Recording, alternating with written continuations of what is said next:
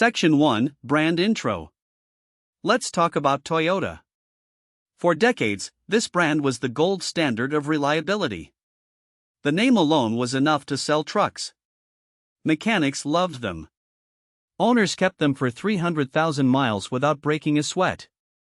The old 5.7-liter V8 Tundra was practically indestructible.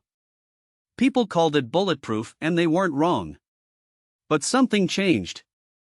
Toyota made a decision that has now cost them hundreds of thousands of customers their trust, their money, and in some cases, their safety. They swapped out that legendary V8 for a brand new 3.4-liter twin-turbo V6, the V35 AFTS, and called it Progress. They promised more power, better fuel economy, and a modern powertrain for the next generation.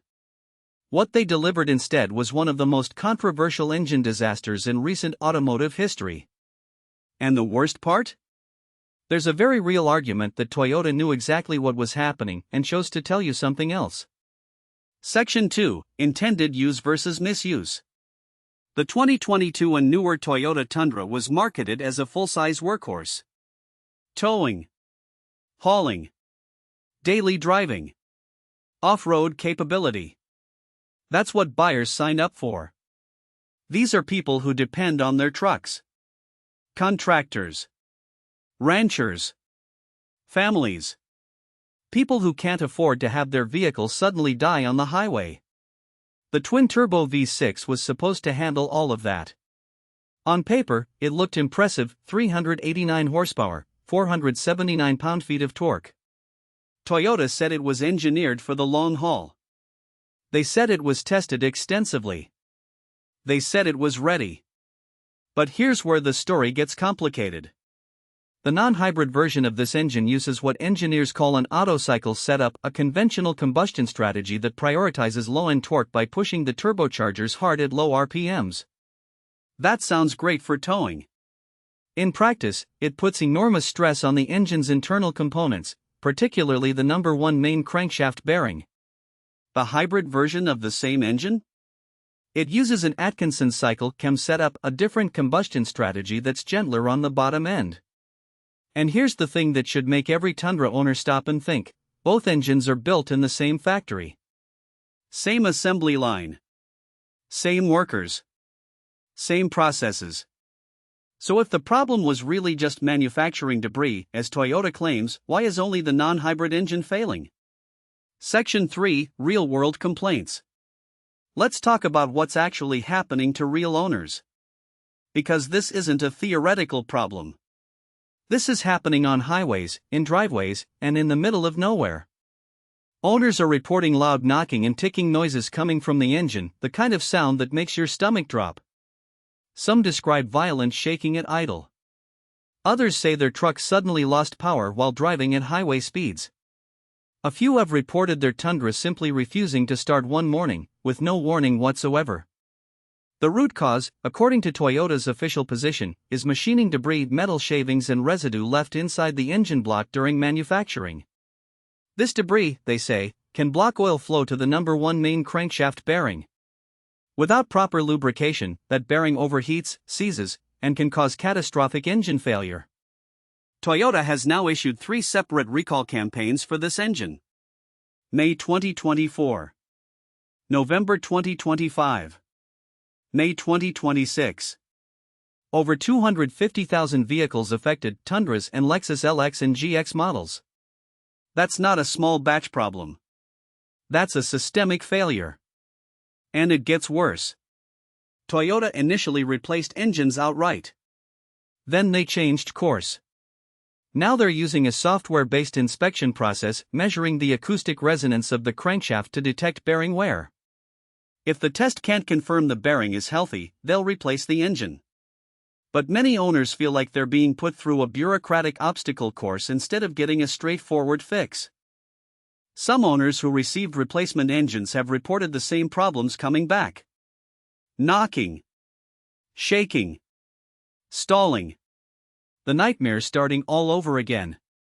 And on top of the engine issues, there are reports of oil leaks, turbocharger failures, overheating, and a 10-speed automatic transmission that shifts harshly and hesitates under load. The resale market has taken notice too. Dealers are wary of these trucks. Some won't take them in trade. Owners who need to sell are finding their Tundra's value is taken a serious hit not because of mileage or condition, but because of the engine's reputation. Section 4, Fair Verdict. Here's where we have to be honest about what we know and what we don't. Toyota's official explanation, manufacturing debris, is plausible. It happens in the industry. Complex engines with tight tolerances can have contamination issues during production. Toyota has acknowledged the problem, issued recalls, and is replacing engines. That's more than some automakers do. But the debris explanation has a serious hole in it. If both the hybrid and non-hybrid V35 AFTS engines are built in the same facility with the same processes, why is only the non-hybrid version being recalled? Independent engineers and teardown specialists have pointed to the engine's architecture itself, specifically, the way the non-hybrid version concentrates load on the number 1 main bearing under high boost, low RPM conditions. That's not a debris problem. That's a design problem. Toyota did implement a design change to the number 1 main bearing in engines produced after July 2024. They haven't publicly called it a design fix. But the timing speaks for itself. The bottom line, if you own a 2022 or 2023 Toyota Tundra with the non-hybrid twin-turbo V6, you need to check your recall status immediately. Go to NHTSA.gov, enter your VIN, and find out if your truck is affected. Do not ignore knocking sounds or rough idle. Do not wait for the problem to get worse. If you're shopping for a Tundra right now, a hybrid version appears to be significantly more reliable. The Atkinson cycle engine design has not been subject to the same recall campaigns. It costs more upfront, but it may save you a lot of headaches down the road. And if you're a loyal Toyota customer who feels betrayed by this situation, you're not alone. Thousands of owners feel the same way. The brand built its reputation on reliability. This engine has put that reputation to the test in a very public, very painful way. Section 5, Additional Context. There's one more thing worth mentioning that doesn't get enough attention in the mainstream coverage of this story. The people most affected by this recall aren't wealthy enthusiasts who bought a Tundra as a weekend toy. They're working people. Tradespeople who use their truck every single day to earn a living. Families who stretched their budget to buy what they believed was the most reliable truck on the market. When your truck suddenly stalls on the highway, that's not just an inconvenience. That's a safety emergency. When your engine fails and you're waiting weeks for a dealer appointment, that's lost income. When your truck gets flagged in the used market and loses thousands in value, that's real financial damage to real families. Toyota has a responsibility here that goes beyond issuing recall notices. They need to be transparent about whether this is truly a manufacturing issue or a design issue. They need to make the repair process faster and less adversarial. And they need to acknowledge that their customers deserve better than 3 separate recall campaigns for the same engine in 2 years. The automotive industry has a long history of companies prioritizing marketing over engineering honesty. Toyota built its brand by being different. By being the company that actually delivered on its promises. This situation is a test of whether that reputation is still deserved or whether it's just a legacy that's slowly being spent down. Section 6, Transition Hook. Toyota isn't the only brand that's been caught between a marketing promise and an engineering reality. In our next video, we're going to look at another major automaker that's been quietly dealing with a powertrain problem they'd rather you didn't know about. The numbers are alarming. The owner's stories are worse. And the company's response? Let's just say it follows a very familiar pattern. Hit subscribe and turn on notifications so you don't miss it. Because on this channel, we don't sugarcoat anything.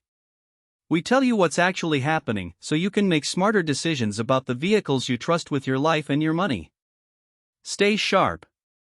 Stay informed. And as always, don't buy a truck without doing your homework first.